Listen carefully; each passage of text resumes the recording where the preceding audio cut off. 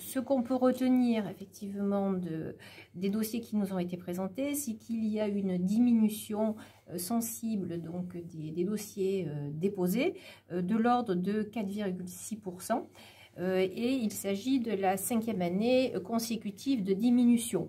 Donc diminution, mais certes moins importante que celle qu'on observe par exemple en région Pays de la Loire ou en France.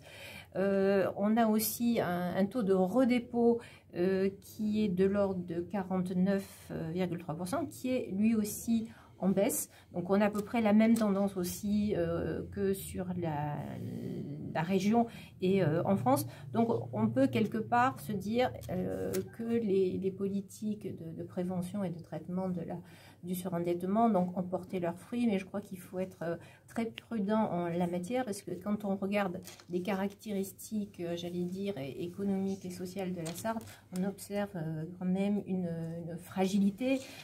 Si on regarde effectivement le taux de chômage, donc on a un taux de chômage qui est plus élevé qu'en région Pays de la Loire.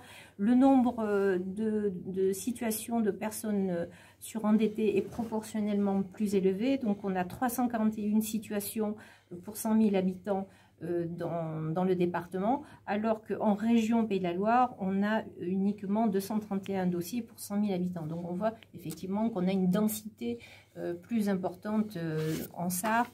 On a un taux de pauvreté aussi qui est plus élevé que dans les Pays de la Loire et un taux d'illettrisme aussi qui est plus élevé. Donc on voit qu'on a effectivement une population assez fragile qui explique effectivement ces écarts.